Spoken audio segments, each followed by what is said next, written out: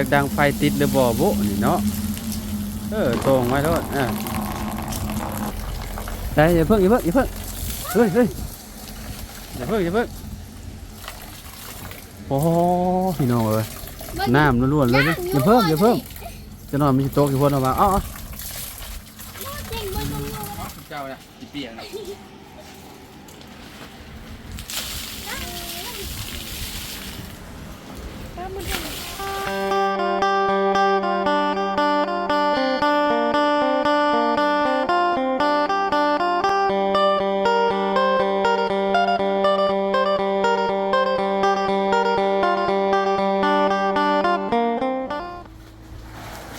มาพี่น้องเนาะเปิดภาพมาอยู่ที่เฮือนน้องเลี้ยงเพิ่นป้อพากันเห็ดยังกันนี่เนาะเห็ดยังกันนี่เฮ้ยโอ้เฮ้ยจะเปียกเฮ้ยสบายดีเด้อสบายดีเป็นยังไงนี่น้องป้อน้ำไหลโจกลงนี่เนาะโอ้น้ำห่งอยู่หลังคาพุ่นยู่บนละบ่นี่นะบ่ยู่บนเลยยังอยู่พี่น้องไหลโจกลงแบบนี้เลยพี่น้องอ๋ออุ้ยโอ้ยพี่น้องไหลโจกลงแบบนี้เลยพี่น้องอ๋อก็พี่น้องยังไหลอยู่เลยพี่น้องเอาน้ำมาตรงที่จริงๆเอาหม้อน้ำมาตรงไว้ใส่โอ้ยพี่น้องบ่อนดังไฟเพิ่นจากดังไฟติดหรือบ่บุนี่เนาะตรงไว้โทษ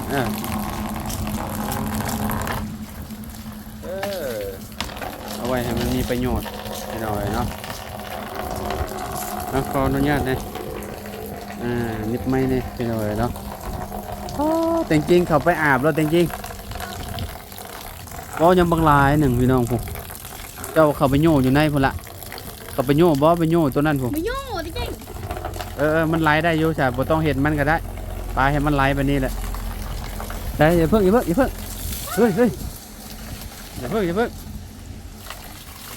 โอ้พี่น้องเอ้ยน้ำล้วนๆเลยนะอย่าเพิ่มจะนอนมีโต๊ะกี่คนเอามาอ๋อจริงมันโย่ก็ได้ให้มันไหลลงอ่ะโอ้ได้เป็นฮอดโอ่งแล้วพี่น้อยเนาะในมุมนี้ก็เมนได้พี่น้อยนี่อันนี้ก็เมนแล้วว่าอันนี้ก็ได้นี่โอ้พี่น้อยโอ้ดังไฟได้อยู่บ่นี่น้องเลียงดังไฟได้อยู่บ่ฮะมันซื่นบ่พี่น้อยยู่ละอ๋อบ่มีโอ่งใส่บ่นี่โอ้ตรงน้ำไปใส่ไปล้างถ้วยได้นี่บอนครัวเพิ่นพี่น้อยเนาะครัวน้องเลี้ยงเนาะออกบ่ได้ยู่ทิ่มรถบานี่น่ะจะหน่อยฝนตกมาขาดได้นี่จริงเจ้าสูงน่ะยู่รถห้ามไปไว้ขึ้นไปไว้อยู่เทิงขึ้นไปว่าอยู่เทิงจริงอ่ะเอาวันนี้ไปเปิดน้ำทิมบันไปยู่เขาไปยู่รถทางในหมดจริงไปมาน้ำบาชิยู่ใช่ไหมมาแกยู่อ๋อยังมอสุดเจ้าเนี่ยจีเปียกนะ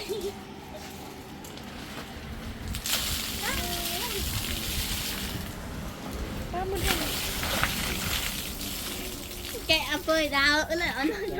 มุมไหนมันไล่นี่มุมนี่มันไล่อยู่บ่ไล่บ่พออยากออกนะจ๊ะพออยากอยู่แล้วป้ามือไงจะอยู่ทางใดทางยาเนาะ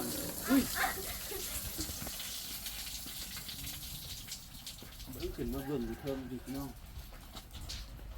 แต่อีกพอจะไม่มีลูกกระน้ำทางนี้อยู่มุมนั่นโหพี่อยู่มุมนี้สิ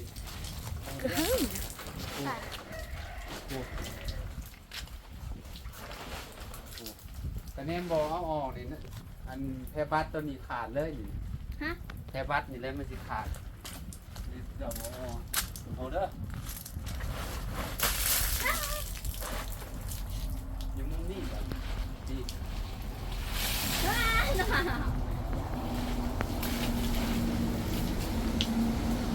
เรียกแล้วก็น้ำน่ะฟ้ามืดแดงนะเปล่า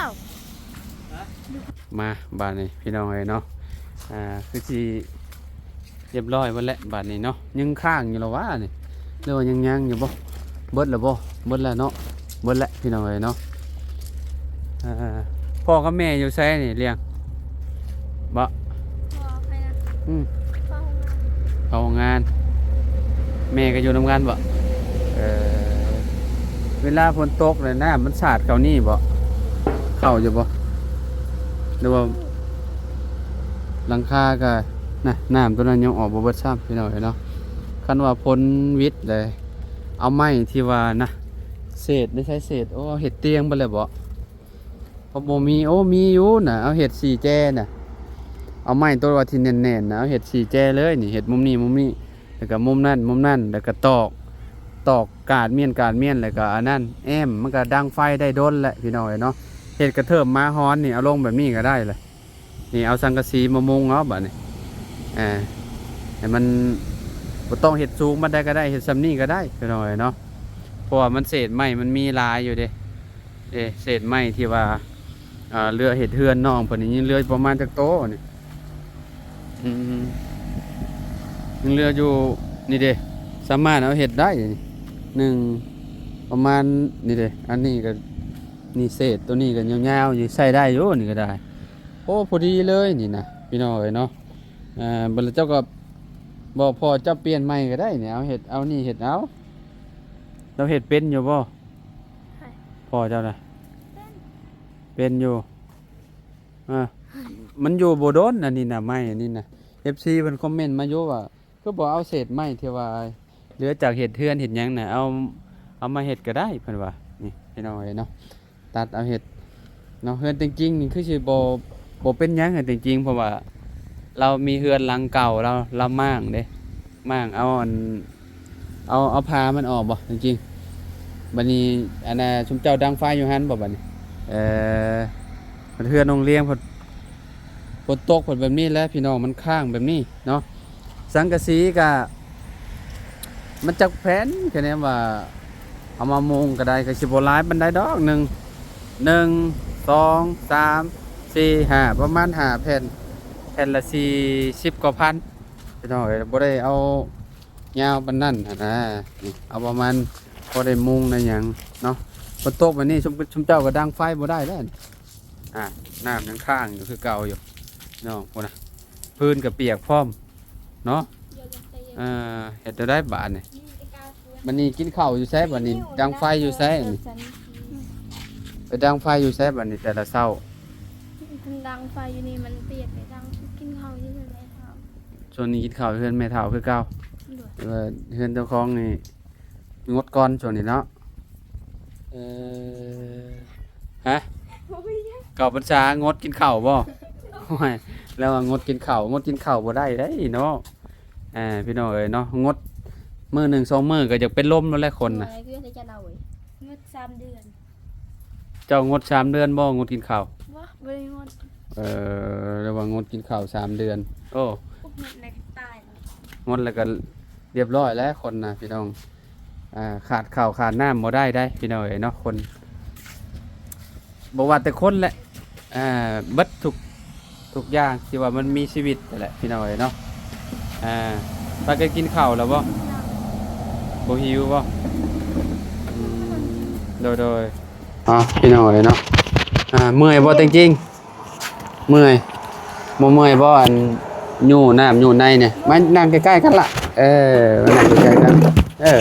เนาะน้องเลี้ยงกับน้องตังกิ้งเพิ่นมาลิ้นน้ำกันพี่น้องเนาะมาก็ถือจังหวะเพิ่นพากันอยู่น้ำพี่น้องอยู่น้ำออกจากอันนี้พี่น้องเนาะคันว่าปลาไว้นี่บ่เกิน 2-3 มื้อดอกมันก็สิขาดโดนแล้วอันแพร่บัดนี่บ่ได้ทนได้ทานได้นี่นะอยู่ประมาณเดือนหนึ่งก็คะแนนมาพ้นถือก็เรียบร้อยแล้วแหละพี่น้องเนาะขาด เนาะบ่ได้ยังพี่น้องเอ้ยคิดว่าได้ก็กะว่ามีแผนสิอันนี้อยู่บ่สิเฮ็ดใหม่อยู่บ่ ก็ยัง บ่อนดังไฟนี่หรือว่ายามแล้งพอบ่ยามแล้งพอบ่จังสิอันเฮ็ดหรือว่าจังใดได้ถามพ่ออยู่บ่ พ่อก็บ่เห็นหนหน้า พ่อก็บ่เห็นฮอดหน้าเอ้ยเนาะพ่อไปเผาโรงงานตลอดแหละพี่น้อยเนาะเป็นจังไดช่วงนี้บ่ได้ยินโจรมางัดแงะเต้ช่วงนี้บ่แม่นเพิ่นถูกจับแล้วบ่ บ่ ยังบ่อืม มันจะดีกับเวลาใช่ดัง น้องจะดีกับสาวดอกแค่บ่ฮู้ว่าเพิ่นไปใช้เสียงโดดแป้นๆไปกินนี่พี่น้อยเนาะเดี๋ยวเจอบังเจอบังป่ะเจอบังป่ะบังหานป่ะ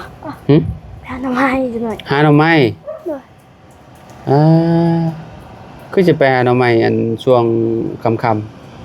ฮะ ๆว่าคือจะไปหาหน่อไม้ช่วง จะมอง ค่ำ เลยเหรอ 12โมงแล้ว12โมง ขอ ฮะ คิดวันยังสาว 12โมงแล้วเนาะบ่ได้แม่นยังเช้าได้นี่มันสิค่ำแล้วได้นี่ ข้าวขาแถวนี้ก็ได้ มีแต่3-4อันนึง ฮะ มีแต่3-4 บ่หลายโรงงานเด็กกวยมันจะก็ ให้เพื่อนก็มันจะดีครับ อยู่โรงงานบ่หน่อไม้แถวหลังหมองติกี้ครับบ่ติกี้หมองชุมเฮาไปหาครับบ่แถวนั้นบ่ ถ้าเขาอยากไป อ้าวน้ำหมองโรงงาน แม่ หรือว่าจังได๋ ประตูนะวันนั้น เอ้าน้ำบ่าวก็เคยไปคือกับบ่าวยาวครับฮะ โมแม่นครั้ง ต้นไหน นั้น บ้าง ยามแรงหั่นเด้ที่ว่าบ่าวยาวไปกับน้ำบ่าว น่ะมันบ่มี โมแม่นมัน ดูว่าคนละบอนบ่ คนละบอลแต่อันนึง อยู่เทิงนะบอลทางใหญ่ บ่ทางใหญ่เลยเนาะเหมือนคนฮักไปเบิดแล้วบ่จักสวยๆจังไปฮะ มือที่เขาไปหากูดีนะบักลายนี่ไปหา เออ เขาไม่ได้พูดเด็กเขาเอาลายคนใส่ไปทำมือ ชุมเจ้าฮู้ได้จังได๋ว่ามันยังหลาย อ้าวเขาไปพูดเนาะ เอาบ่คึดบ่คุดช่วงชุมเจ้าไปหาบัดก็เจ้าไปหาก็เจ้าคุดก็เจ้าก็ได้เต็มอยู่แล้วก็เจ้า เขา ก็ หานะคะเจ้านะคะหานะคะฮักเอา แม่นบ่ก็เจ้าบ่ได้เสีย เขา บ่ ไม่ได้ผิดเลย อืม พอเขาหาแล้วไม่เอาเขาเสียเอาไป มาแกงบ่ไปหามาแกงบ่แกงกินตอนค่ำนี่ได้สิแซ่บอยู่บ่แกงตอนค่ำแกงหน่อไม้แกงหน่อไม้แถวนี้เพิ่นใส่แต่น้ำเปล่าหั่นน่ะพี่น้องเนาะบ่ได้แม่นน้ำยานางบ่ได้แม่นน้ำที่ว่ายีใส่ยานางหั่นน่ะมันบ่มีเนาะยานางบ่มีเท่านี้เนาะแม่นบ่ต้องเลี้ยงหัวเลยพี่น้อยแม่นแล้วว่าเลี้ยง ก็แซ่บคือเก่าเนาะมันคล้ายๆคือแกงปูแกงปลานี่เด้พี่น้องมันหายากนำยานางพี่น้องเนาะเขตนี้นะคันว่าอยู่บ้านข่อยบ่อึดเนาะยานางนี่คือแบบเป็นป่าอยู่เลยหลายอยู่ในบ้านข่อยนะเว้ยนี่คือแบบเดินแบบนี้นะเต็มอยู่ในเล้าข่อยนะในสวนข่อยนะหลายแฮงยานางนะพูดไปขายก็ได้ขายหมัดละ1,000 กีบหมัดละ1,000 2,000เนี่ยประมาณนี้แหละพี่น้องเนาะ มันเก็บมันละพันกี หมัดละ เขาขายเป็นถุงก็10,000เนาะ บ่อยู่เขตนะบ่าวถึกได้แต่ได้จังได๋ถึกสาวมาขายอยู่พี่น่ะน้ำมันจะซื้อกันประมาณ 10,000 เลยคิดว่าพี่น้องน้ำ 10,000 55,000พุ่นแหละเนาะมันหายากเด้ 2ถุง10,000ก็สิ โดยเนาะพากันตื่นแต่นอนบ่หรือว่าจังได๋ ชักเครื่องแล้ว ฝนตกคิดว่านอนเว้นซะดอกบ่แม่นเนาะ บ่ เมื่อกี้นี่ว่าสิเฮ็ดหยังใส่อยู่หั่นพากันสิดังไฟเฮ็ดหยังดังไฟบ่ได้เลยยู่น้ำบ่ โดย พี่น้อยเนาะกับบ้าพี่น้อยเนาะโดนๆจะเข้ามาเยี่ยมยามทางน้องๆเพิ่นพี่น้อยเนาะประมาณ 2-3 มื้อหรือว่า4 มื้อพี่น้องจังพ้อกันนะเนาะจังได้มาอัปเดตเนาะทางน้องน้องแต่งจริงน้องเลี้ยงพี่น้อยเนาะอยู่ดีมีแฮงเนาะแต่งจริงแฮงคักโดนแล้วบ่ได้ออกกล้องเป็นจังได๋แต่งจริงอยู่ดีมีแฮงอยู่บ่น้องเลี้ยงนี่ก็คือสิสบายขึ้นหลายเติบแหละเนาะเพราะว่ามีเฮือนอยู่เด้พี่น้อยเนาะ เป็นยังไงฝนตกนอนหลับสบายบ่ได้กังวลหยังติ โดย นอนแบบว่าหลับสนิทเลยบ่ได้หัวได้หยังเนาะ โดยแต่มันฝนสาดหมดเลยนี่ คนสาดบ่สาดเข้ามุมนี้บ่ แม่นหมดเลย ใช่ แล้วตื่นเช้ามาเราต้องปัดน้ำ เพราะว่ามันบ่ได้แอมเบิดเนาะถ้าแอมเบิดนั่นน่ะคักอยู่ดอกพี่น้อยเนาะแต่ว่าหักยามมานั่นได้ยามร้อนได้ยามร้อนมันสิร้อนแฮงได้กะบ่าวแอมคือน้องป๊อบเบิดมันก็งามคือกัน แต่ว่ามันก็เสียอีกแบบนึงพี่น้องเนาะได้อย่างเสียอย่างหั่นแหละเนาะเพราะว่ายามร้อนนี่ร้อนยามหนาวก็คักพี่น้อยเนาะถ้ายามเดือน4เดือน5ไปแหละมันสิแบบมันสิอบอ้าวหั่นน่ะพี่น้อยเนาะเวลามันแดดมันส่องลงจากสังกะสีแล้วมันลงพื้นหั่นน่ะร้อนใดรับรองว่าเจ้าอยู่บ่ได้โลดยามร้อนนี่ยามร้อนนี่เดือน4เดือน5นี่เจ้าอยู่ห้องนี่อยู่บ่ได้จังได๋สิอบผิว ถ้าเยอะผิวนะว่ะ บ่ฮู้แหล้ว บ่ เจ้าแบบว่าอยากอบผิวอบหยังบ่ ถ้า ได้ เยอะผิว บ่ได้บ่อยากอบบ่ บ่ ซะโอเคพี่น้องเอ้ยเนาะเดี๋ยวจังว่ากันใหม่พี่น้องเอ้ยเนาะทางเฮาเนาะก็เข้ามาเยี่ยมน้องเลี้ยงเพิ่นเนาะแล้วก็มาเจอจริงๆเพิ่นมาลิ้นนํเนาะติดนำน้องเลี้ยงเพิ่นพี่น้องเอ้ยแล้วก็เพิ่นพากันอยู่น้ำอยู่ในออกจากนี่แหละหลังคากระต๊อบน้อยๆนี่เพิ่นเลยแหละพี่น้องเอ้ยเนาะก็บ่ฮู้ว่าเพิ่นสิเปลี่ยนไม้อันนี้ออกบ่เนาะเพราะว่าไม้อยู่หั่นมันมีแต่นะมีแต่ฝากน้องเลี้ยงเนาะผู้แหละบอกพ่อเพิ่นเนาะให้พ่อเพิ่นเฮ็ดแบบว่าตอกอีหยังอย่างดีแล้วก็จังอันนั้นลงหั่นนะแล้วก็ให้มันแบบอันนี้ลงซันลงแบบนี้พี่น้องเวลาฝนตกมันจังบ่เปียกหั่นนะบ่ข้างหั่นนะเนาะอันนี้มันข้างขนาดเลยพี่น้องเอ้ยจังมันสิโยดสิหัวตอนใดเวลาดังไฟอยู่ดีขาดขั้วออกลงมาเปียกเบิดเลยเนาะจริงๆเนาะเนาะเรียง ไปแล้วพี่น้องพ่อกันใหม่เนาะสบายดีปะลุงก็เด้อสบายดีเด้อ FC เด้อพี่น้องเด้อเนาะบ่ทุกคนเนาะ